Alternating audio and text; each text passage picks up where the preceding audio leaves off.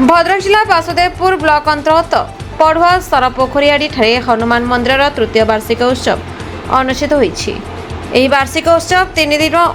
धरि अनुष्ठित होईछि। प्रथम दिन 108 कलश शोभायात्रा रीतिनीति अनुसार विभिन्न पूजा अर्चना महिला मान द्वारा समूह दीपदान एवं हनुमान लड्डू बंटन भोग बंटन एवं एहीपरि विभिन्न कार्यक्रम अनुष्ठित होईछि। नूतन करी निर्मित होइथवा पूजा मंडप होम मंडप धार्मिक परंपरा सरपंच एवं समिति सभ्यों द्वारा उद्घाटन समारोह अनुष्ठित होईछि। ग्रामवासी माने गणमाध्यम सरकार को अनुरोध करछन्ति जे सरकार मंदिर उन्नति पई किछि अर्थ प्रदान कले मंदिर उन्नत होई परंता।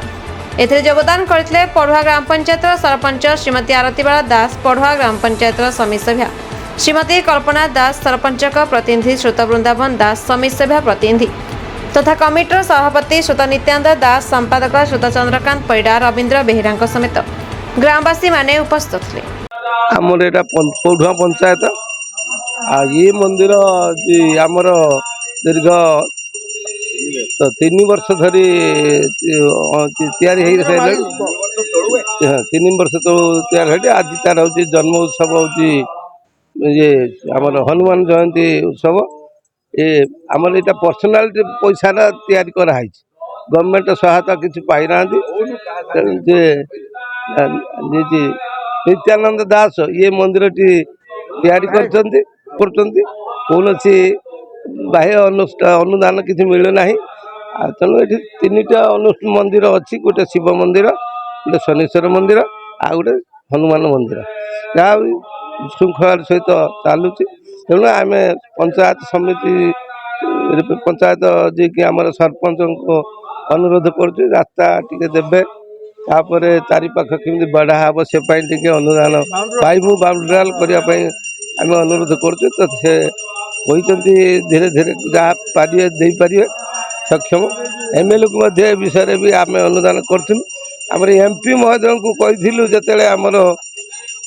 किंतु कौन उपाय आम पाई पार्लु ना से फरफिट होगला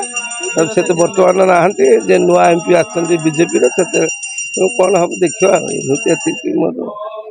मो परिचय मु नित्यानंद दास मो स्त्री कल्पना दास से समिति सभ्य अच्छा ये उपस्थित अच्छा आम सरपंच आरतीबाला दास आ स्वामी 2 जन भी अच्छा आम समस्ते अच्छु आम पंचायतर अग्रगाम्य जेतिक पंचायत प्रतिनिधि आम ये समस्ते अच्छु 3 वर्ष है 3टी मंदिर ये अच्छी शिव मंदिर सेपटक रहा आमर शनिश्चर मंदिर एपटर है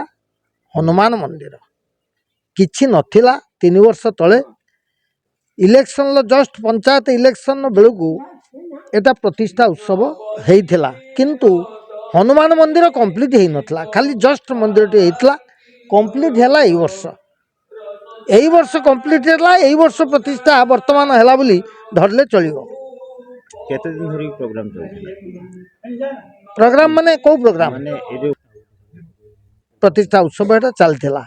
किंतु यही मंदिरटा कंप्लीट हो नथला आज होची कंप्लीट हैला हां तरफ डिंडिम वर्तमान बाजुची जे मंदिर मालिनी उत्सव रे भोग मंडप पूजा मंडप किंबा आउ अन्यान्य सांस्कृतिक मंडप मान सरकार तरफ दिया जाउची सेतिपाई मध्य आमे आवेदन करिचु आमर एठी एई मंडप आगरे से भोग मंडप किंबा सांस्कृतिक मंडप विवाह मंडप कि जेकोसी कल्याण मंडप दिया जाऊ ये जगहटी आमर मंदिर मालिनी जगह कहले उत्तर बासदेवपुर ब्लॉक रो उत्तर बालेश्वर ना उत्तर बासदेवपुर ब्लॉक रो ए अंचलटी एक आध्यात्मवाद अंचल एपटू आमर गोटे 1956 मसीह ऋषि शुंग प्रतिष्ठान रही आरपटू सी आज 1956 मसीह से होता से मूल 4 पीढ़ी एठी चलीगले योदाम को पलि गले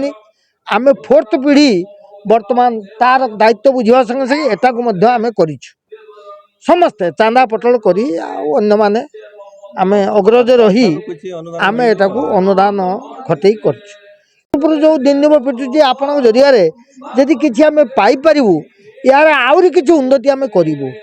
यही मंडप सरकार को आम आवेदन करूँ जनशुणाणी कलेक्टर जनशुणाणी से गोटे प्रहसन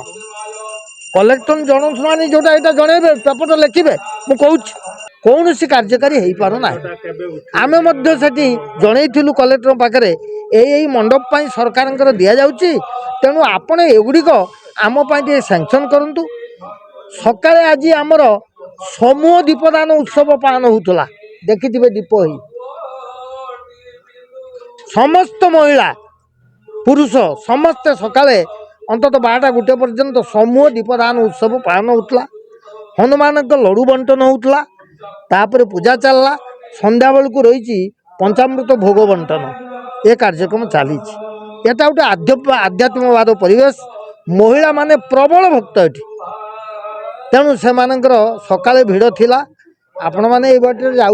आमको जदि गोटे खंडे मंडप कि आउ भल मंद उन्नति करने जदि किसी दि जाता आम आ खुशी हूँ आगु को चेष्टा करुचु सेपट को करू जोटा रास्ता ना भद्रक जिला बासुदेवपुर ब्लॉक से excise Qadri report the Republic Odisha 24 news.